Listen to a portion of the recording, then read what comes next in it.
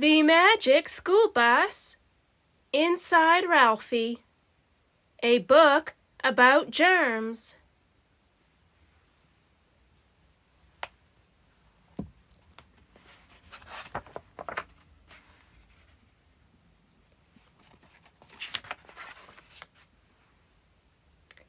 Having a teacher like Miss Frizzle can make a kid nervous. Strange things always seem to happen when she's around. Take last week, when our class was supposed to do a live TV show for the Frizzle News Network. Ralphie was going to come up with an exciting story for us to cover. But here it was, broadcast day, and Ralphie was nowhere to be found.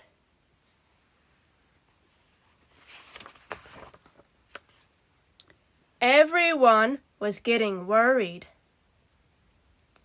"We can't do it without him," Wanda said in a panic. She stared at the door, hoping Ralphie would race in, but he didn't. Instead, the telephone rang. "Oh, yes, I see. He's sick. Poor Ralphie," Miss Frizzle said into the phone. "Of course he must stay in bed." Carlos tried to get Miss Frizzle's attention. "What about broadcast day?" he asked. "Why, we're taking the school to him," Miss Frizzle replied, as she hung up the phone. "To the bus," she ordered us. "Here we go again." As we boarded the bus, we began to get worried. This seemed an awful lot like one of Miss Frizzle's strange field trip ideas. "Miss Frizzle, are you sure this visit isn't a field trip?" Arnold asked finally. Miss Frizzle just grinned. "What do you think, Arnold?" "I think I should have stayed home."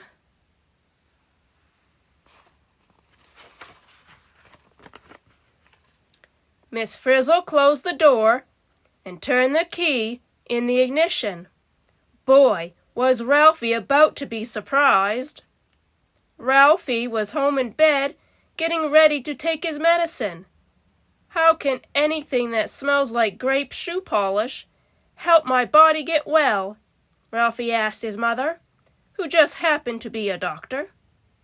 "It will, if you take 1 teaspoon 3 times a day," she replied. "Now I have to go see a patient. Grandpa's downstairs if you need anything. I'll check in later."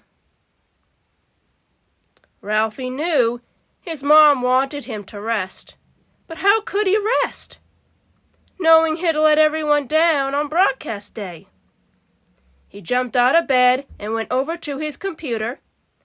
Maybe if he came up with a really great idea for the news show, he could phone it into the classroom. But even walking over to the computer made him tired.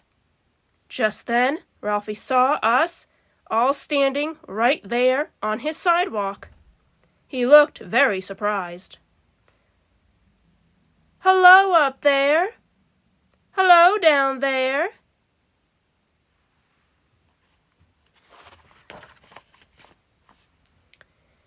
We followed Miss Frizzle straight up to Ralphie's bedroom.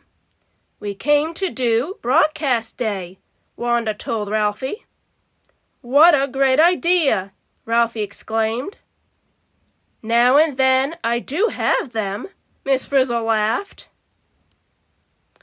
Cough, cough, cough. Ralphie's cold was getting worse. "You'd better take it easy, Ralphie," said Miss Frizzle.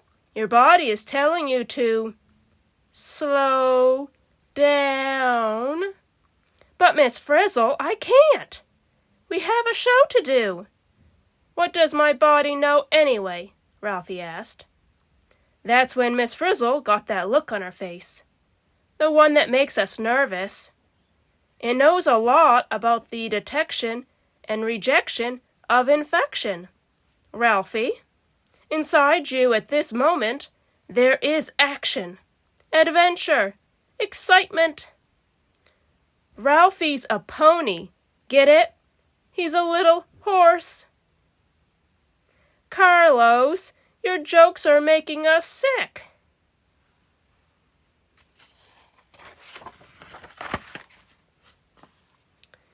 The Frizz ordered us all back on the bus. Suddenly we were getting smaller.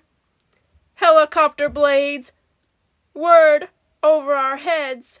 The magic school bus had become a magic school helicopter. What's going on? Ralphie shouted over the noise. We're here to get the inside story, answered Miss Frizzle. I wonder if Ralphie looks as sick inside as he does outside. Seatbelts, everyone! Miss Frizzle called back to us. Ralphie, say ah! Ralphie opened his mouth wide. We flew right down his throat. It was red and swollen. The bus must have tickled going down because Ralphie coughed hard. The bus flew back out of his mouth. What's going on? Whoa!